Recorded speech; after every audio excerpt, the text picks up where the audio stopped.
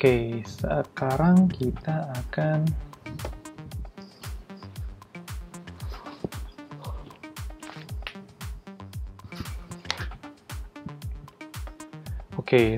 kita akan membuat sebuah UI sederhana dengan menerapkan basic-basic dari tools yang sudah kita pelajari sebelumnya. Nah, yang pertama kali kita buat ketika membuat desain UI adalah artboard-nya. Jadi teman-teman harus tentukan ukuran artboard-nya, mau menggunakan Apple device, Android device, atau mau desain web, atau paper size, atau mau custom. Kita akan coba pakai yang Apple device saja, terus pilih yang iPhone 11 Pro. Oke, setelah kita buat artboard-nya, biasanya kalau aplikasi itu ada yang namanya status bar yang ada di atas, lalu mungkin ada tombol home yang ada di bawah. Kita bisa gunakan sketch runner, insert status bar, seperti itu yang yang iPhone Lite ini. Lalu ada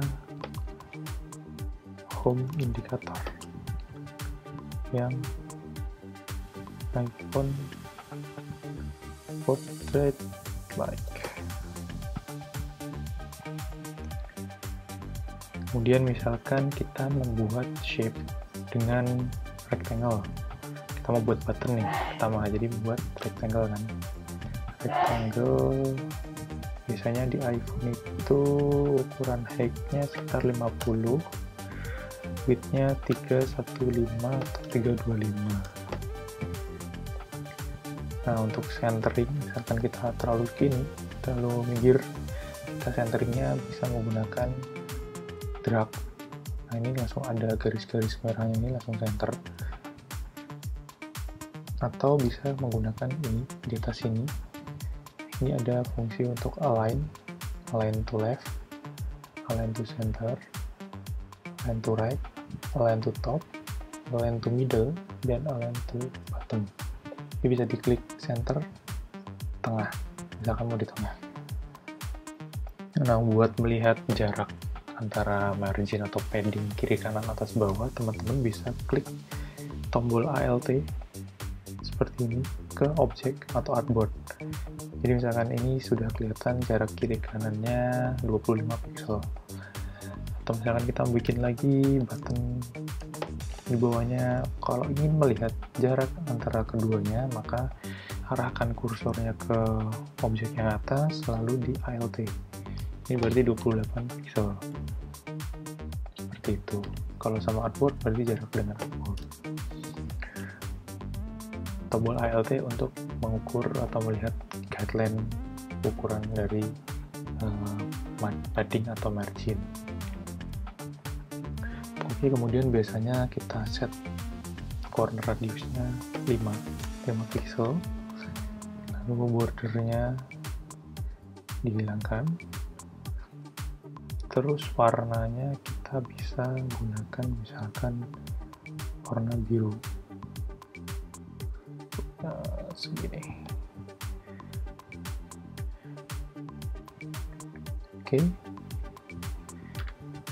Bisa kita kasih tulisan misalkan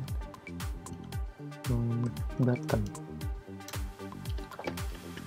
Lalu teksnya dikasih warna putih. Ini bisa semi bold.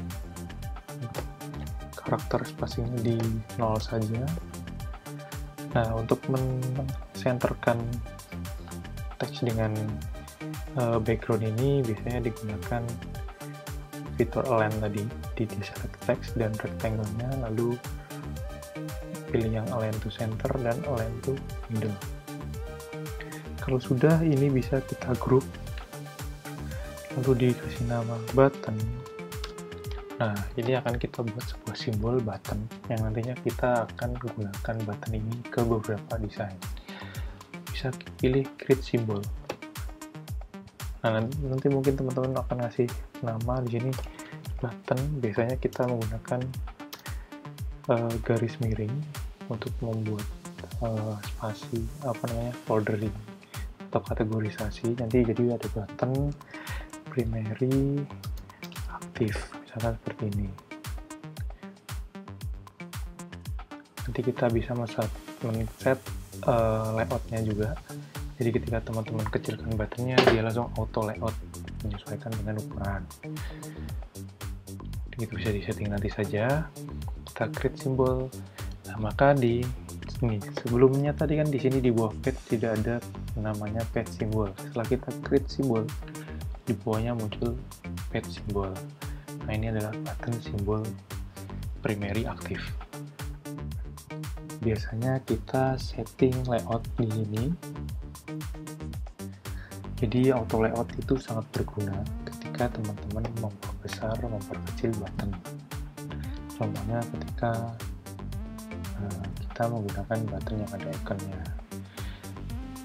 Oke, mungkin kita gunakan button yang ini dulu untuk basic dari UI. Nah, ketika di simbol, nanti bisa kita ubah teksnya button ini menjadi misalkan sign in. Nah, di sini ada override teman-teman di sebelah kanan.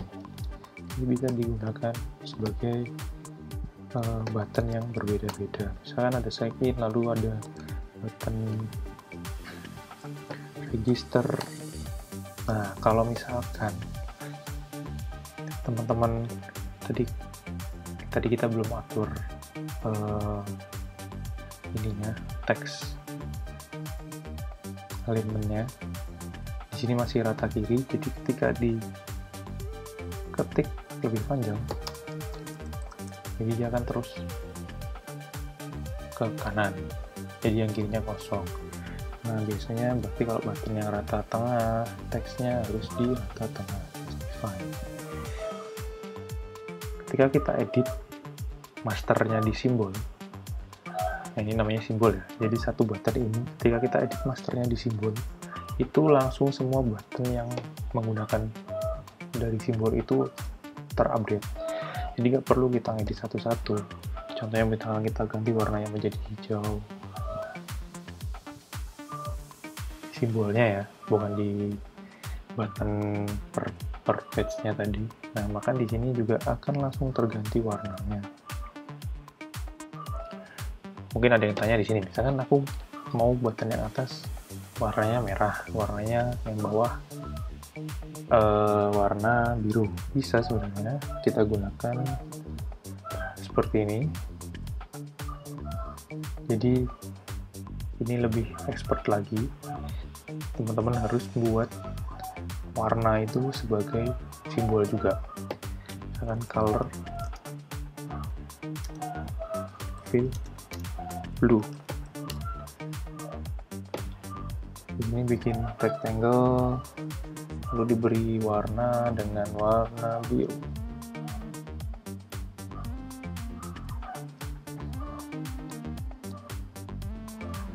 Nah, nanti color fill ini, warna birunya, dibuat di appearance ini layer style namanya. Jadi create color fill blue. Nah, jadi di sini di button nanti juga fill-nya bukan dari sini lagi. Kalau misalkan teman-teman mau edit warnanya beda-beda, dan itu bisa di override di simbolnya tadi. Seperti kita mengganti teks button ini. Ini kalau teksnya saya ganti dari sini, otomatis teks yang di luar tadi juga ganti semua. Nah, ketika teman-teman ingin mengganti simbolnya dengan satu simbol yang berbeda, di customize berbeda-beda, maka dieditnya di page atau artboard teman-teman. Jangan diedit di simbolnya, karena ketika diedit di simbolnya ini akan merubah semua simbol yang teman-teman gunakan. Nah, jadi kita ganti di sini menjadi di appearance ini kita menggunakan, nah ini tadi kan sudah kita buat color fill warna biru.